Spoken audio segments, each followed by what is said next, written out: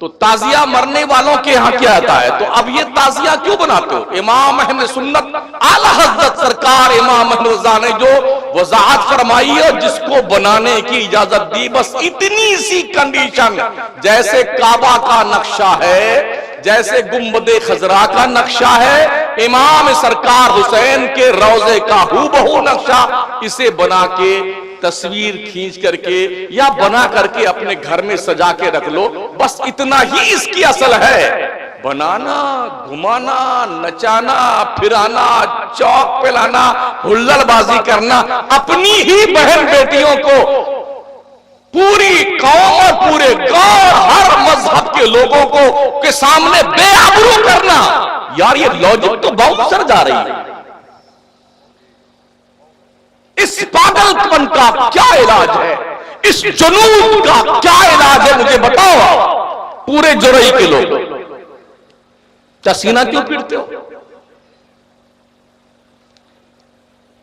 एक दिन हरम शरीफ में हम बैठे हुए थे, गालिबन 2002 की बात है, तो ईरान का पूरा वफ्द आया, वो भी आए, तो एक खड़ा हो जाता है बीच में और 150 बैठे होते हैं, वो पता नहीं क्या पढ़ता है, जैसे एक शेर पढ़ता ना तो पूरे कमीन कहीं के खबीस। आधा घंटा हम ये तमाशा देखते रहे, यकीन मानिए वल्लाह, यकीन मानिए आधे घंटे के बाद जब हमने गौर, बाप भी होता ना तो भागता वहां से। हाँ, करबला में होते ये करते वो करते, अपने झगड़े सुलटा नहीं पाते बेटे। 1400 साल पहले जाते हैं कि हजरत अली में हजरत अमीर मुआविया में जंग क्यों हुई थी, वो फैसला करते हैं। हजरत अली में और हजरत आयशा में जंग क्यों हुई थी, फैसला वो करने के लिए बहुत उत्सुक है जो अपने भाइयों का फैसला नहीं कर पाता है।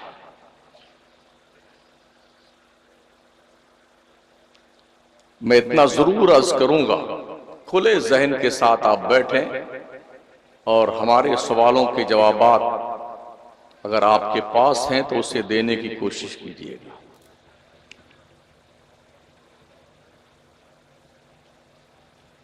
अल्लाह करीम ने इरशाद फरमाया, वकुल्लुम वअदल्लाहुल हुस्ना, अल्लाह ने हर सहाबी से जन्नत का वादा फरमाया है। हजरत अमीर मुआविया सहाबी रसूल हैं, कातिबे वही रसूल हैं, मेरे मुस्तफ़ा करीम सल्लल्लाहु अलैहि वसल्लम के सगे साले हैं, खुद भी सहाबी, बाप भी सहाबी, मां भी सहाबी।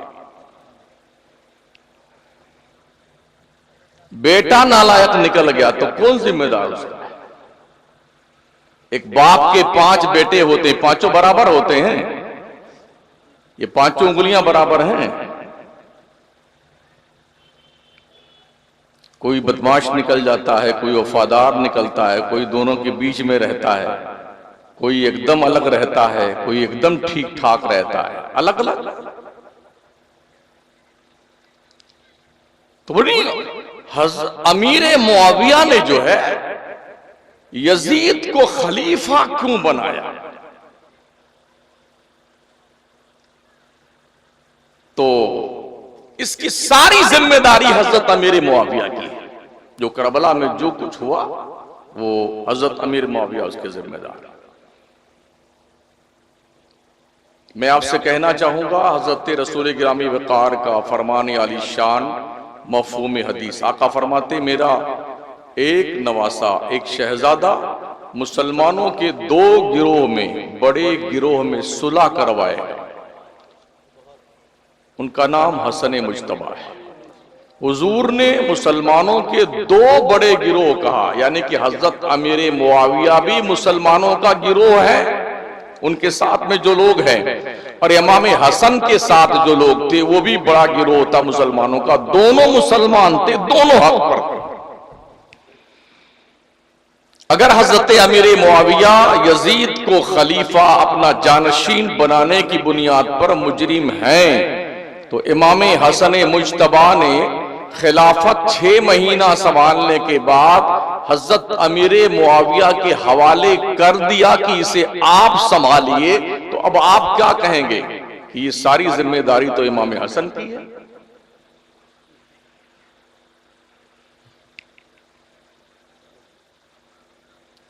हजरत अमीर मुआविया रदी अल्लाह तआला अन्हु 20 साल तक खलीफा और 20 साल तक बादशाह बनकर 40 साल उन्होंने इस्लाम और मुसलमानों की खिदमत करी और इस्लामी कलमरों को इतना दूर तक फैलाया जिसका तसव्वुर नहीं किया जा सकता है। अपने दौरे इख्तिदार में हजरत अमीर मुआविया ने इमाम हसन को, इमाम हुसैन को, खानदान अहले बैत के अफराद को वजीफे, नजराने, तोहफे, तहायफ भेजे और सब ने कबूल किए।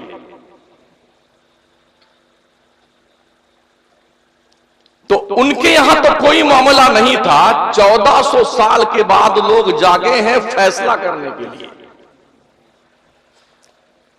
कुछ वो लोग भी हैं जो सैयद कहे जाते थे, कहे जाते हैं, उनके चेहरों पर कुछ पर्दे पड़े हुए थे, मगर गुज़िश्ता कुछ सालों से वो नकाब उतर गई।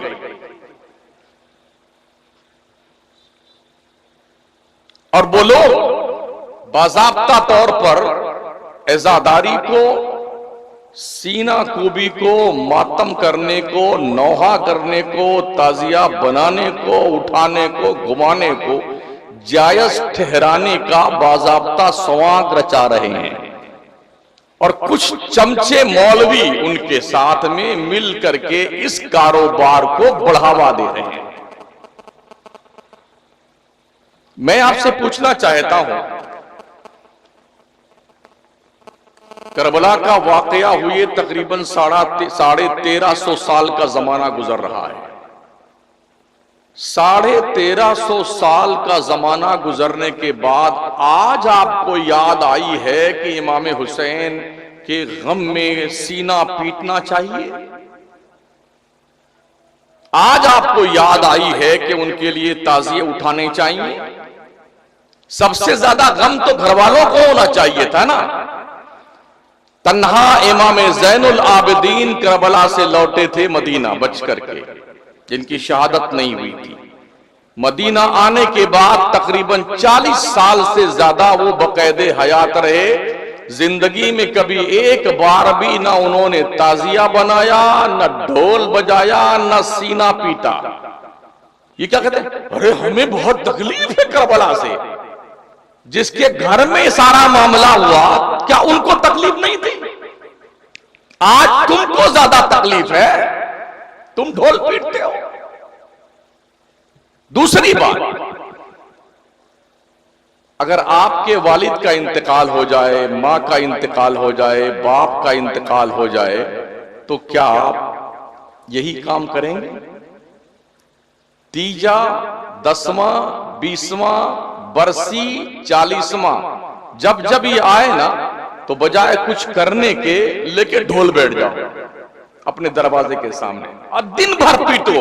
जब गांव के लोग पूछे क्या हुआ, तो बोले आज के 10 साल पहले मेरे अब्बा मरे थे, उनकी मोहब्बत में है, ताशा बजा रहे हैं, ढोल बजा रहे हैं। ऐसा करोगे? अगर ऐसा नहीं करोगे, मूर्ख लोगों, अक्ल से पैदल लोगों, मुझे जवाब दो। अहले बैत मुस्तफा के अफराद जब करबला में शहीद किए गए हैं, क्या दुश्मनी तुम्हारी है? बजाय उनके नाम इसाले सवाब करने के, वो दिन आता है तो तुम ढोल बजाते हो। हया नहीं आती तुमको? तुम्हारी खैरतें मर गई है, शर्म और खैरत के जरा से तुम्हारे निकल गए। तुम्हारे पास क्या प्रूफ इसका है? अगर तुम उन्हें मुर्दा मानते हो, तो क्या मरे हुए लोगों के ऐसे दिनों के मौकों पे ढोल बजाना इंसानियत और शराफत के दायरे में आता है? और अगर नहीं, और यकीनन नहीं, तो मुझे बताइए, ना तो वो मरे हुए लोग हैं, कुरान उनकी जिंदगी की गारंटी देता है, अल्लाह की राह में जो कत्ल किए जाएं उन्हें मुर्दा मत कहना, बल्कि वो जिंदा है, उनकी जिंदगी तुम समझ नहीं सकते हो। कुरान फरमाता है तुम अल्लाह की राह में कत्ल किए जाने वाले लोगों को मुर्दा सोचना भी मत, बल्कि वो जिंदा है, अल्लाह उन्हें रोजी अता फरमाता है। जब अल्लाह ने उनके जिंदगी की गारंटी दी है, जमानत दी है, ये मरे नहीं है, जिंदा है, तो जिंदा लोगों का मातम करना ये कौन से अक्लमंदी की दलील है? जिंदा लोगों के लिए ढोल पीटना ये कौन से अक्लमंदी की दलील है? जिंदा लोगों का मरसिया पढ़ना और समाग रचाना और ताजिया बनाना, घुमाना गली कूचे में, और उसको अल्लम बल्लम के साथ जो है 7वीं मुहर्रम को चौक पे लाना और फिर जनाब 10वीं मुहर्रम तक लेत्तरे की धेत्तरे की मचाना, ये कौन सी शराफत है?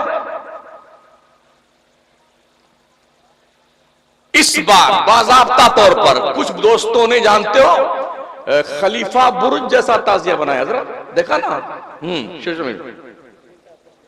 क्या करबला के लोगों ने कुर्बानियां इसी तुम्हारी हिमाकत के लिए दी थी कि तुम ज़हनी अय्याशियों के शिकार हो जाओ? क्या उनके खून इतने सस्ते थे? कुछ लोगों ने बनाया था अंतरिक्ष में जाने वाला जो यान नहीं होता है, वो बनाया था, उस मॉडल का ताजिया। कुछ लोगों ने बनाया था रावण की तस्वीर का ताजिया।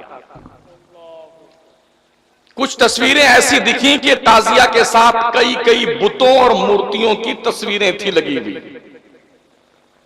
एक पीर साहब को देखा, वो ताजिया के पास गए, खड़े रहे कुछ देर और लगे रोने।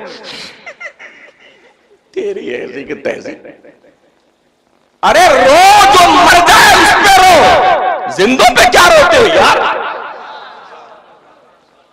जिंदा हो जाते हैं जो मरते हैं हक के नाम पर। अल्लाह अल्लाह, मौत को किसने मसीहा कर दिया? नारे तकबीर, नारे रिसालत, या रसूलुल्लाह, शहीद आदम जिंदाबाद, करबला कॉन्फ्रेंस जिंदाबाद, आला हज़रत जिंदाबाद। पूरे ईरान में कहीं ताजिया नहीं रखा जाता जहां 98% शिया होते हैं, एक भी ताजिया नहीं। पूरे इराक में हमने कहीं ताजिया नहीं देखा। करबला में, कूफा में, नजफ में, काजिमैन में, मोसल में, हमने बगदाद में कहीं ताजिया नहीं देखा। कोई ताजिया नहीं रखता। ये हिंदुस्तान में इतने बड़े बड़े पागल क्यों पैदा हो गए, ये मेरी समझ में नहीं आता। टांडा अकबरपुर के इलाके में जाना हो, मालूम हुआ कि सुन्नियों को अहले तशीर रवाफिज पैसा देके लाखों रुपया ताजिया बनवाते हैं और उनसे मातम करवाते हैं।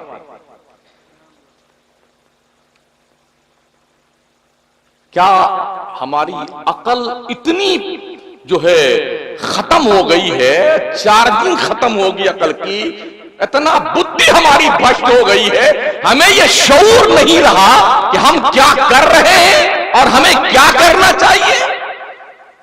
कुछ लोग आग पे चलते हैं ना, जिन मर्दूदों से जुम्मा नहीं पढ़ी जाती बेटे आग पे चलते हैं। हाँ, खबीस कहीं की। 5 वक्ता नमाज पढ़ते मौत आती बदबख्तों को। किताबम मौकूता, रब्बे जुल जलाल ने मोमिनों पे नमाज वक्त की पाबंदी के साथ फर्ज की है। तुम्हें नमाज पढ़ना नहीं आता है? जिस नमाज के तहफ्फुज और बका के लिए करबला के मैदान कारिजार में अहले बैत मुस्तफा का 72 अफराद का काफिला जो शहीद हुआ इसी नमाज को बचाने के लिए, तुम्हें नमाज याद नहीं आती है? दीन के तहफ्फुज और बका के लिए कोई इक़दाम तुम्हें याद नहीं आता है? दीने मुस्तफा पे वक्त आ जाए तो क्या करना चाहिए ये सुझाई नहीं देता है।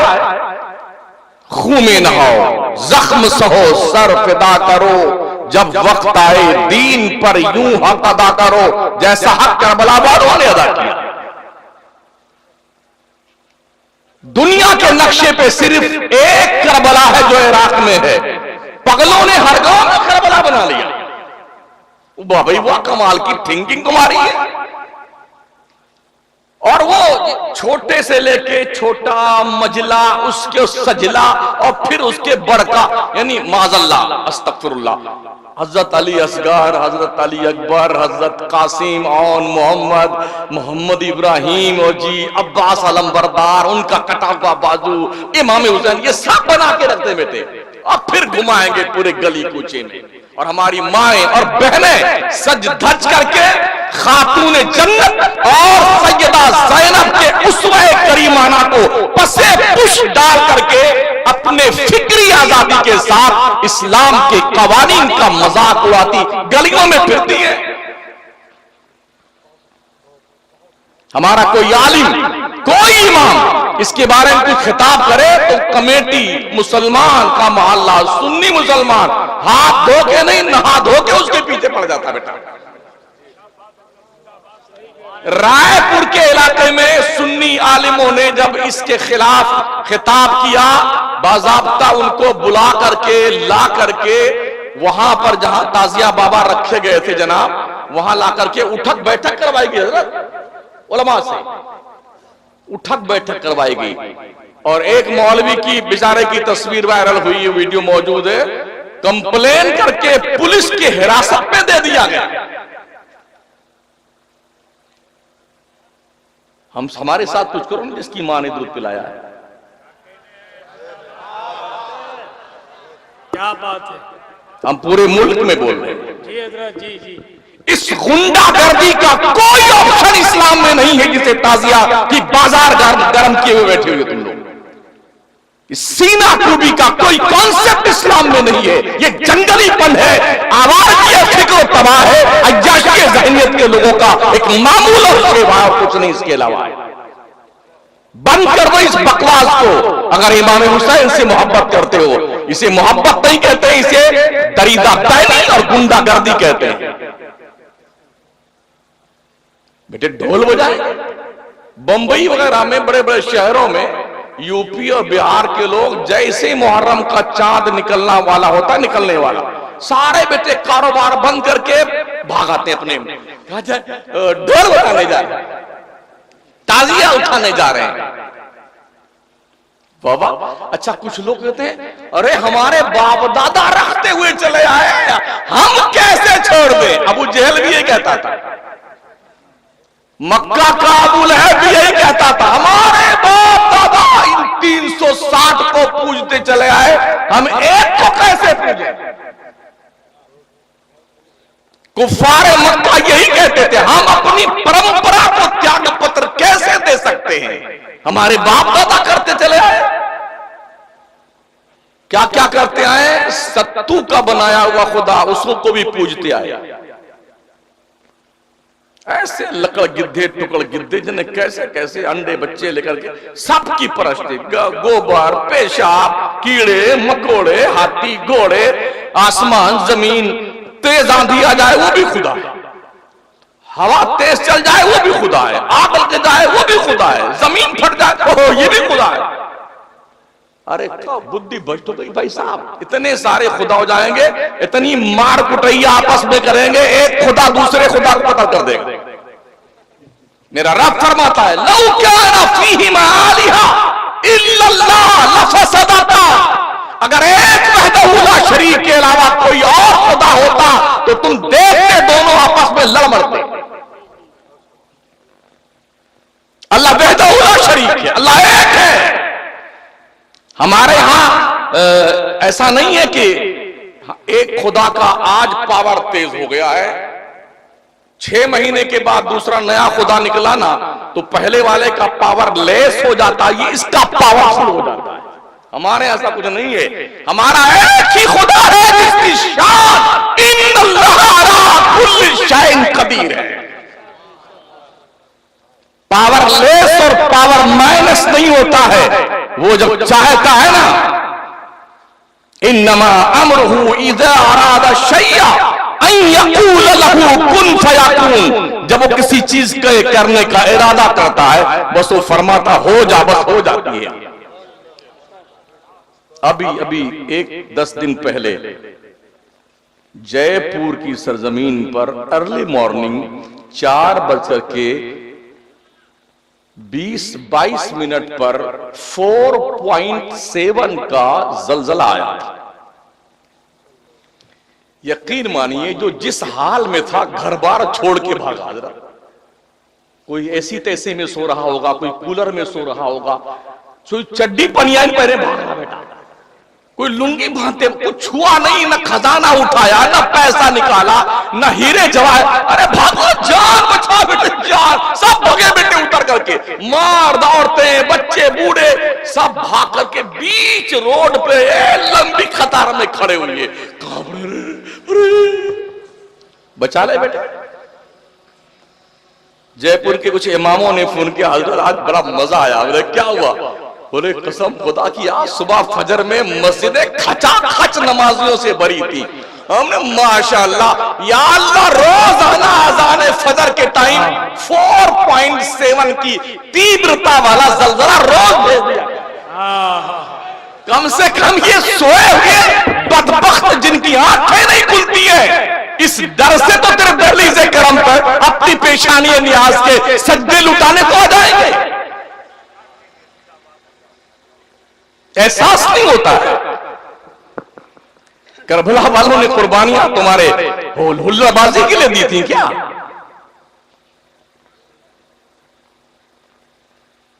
और प्यारे आका सल्लल्लाहु ताला अलैहि वसल्लम का कुछ लोग मन्नतें मानते, हमारी माएं बहनें।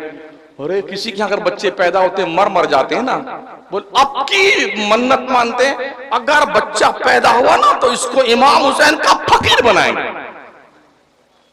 अरे यार पूरी दुनिया का मुसलमान इमाम हुसैन का फकीर है, तुम क्या फकीर बनाओगे? हम उनके नाम के टुकड़े खाते हैं, उनके नाम के गुणगान करते हैं। हम अजली अबदी फकीर हैं सादात के, ये क्या फकीर बनाएंगे? तो उस फकीर कंडीशन क्या होती है? उसको स्पेशली ड्रेस पहनाया जाता है और एक कपड़ा हरा हरा उसको झोली बना के उसके गले में मंगता की तरह लटका दिया जाता है। वो 4-5 दिन तो खड़े खड़े हगता और मुदता है, जिसको पायक बोलते हैं। यही तो बोलते हैं सर। हाँ, ना बैठेगा ना लेटेगा, वो खड़ा ही रहेगा। जंगली कहीं का जानवर है, जानवर भी बैठता है भाई। एक ही जानवर है, स्टैंडिंग में सारा काम करता है, इनकमिंग भी स्टैंडिंग में, आउटगोइंग भी स्टैंडिंग में। उसे गधा कहते हैं। एक ही जानवर बेटे, 4-4 दिन जो सोते नहीं है, लेटते नहीं, बैठते नहीं, हमने देखा है। हाँ, आंखों से देखा है। चलते जिस दिन ताजिया बाबा आते हैं ना चौक पर, तो इतना बड़ा उनके हाथ में मोरछल होता, वो कूदते रहते। जब बंदर नहीं कूदता है, ऐसे बंदरों की तरह कूदते हुए जाएंगे उस मोरछल को ताज़ा कर, हो या हुसैन, या हुसैन। अकल वकल है लोगों।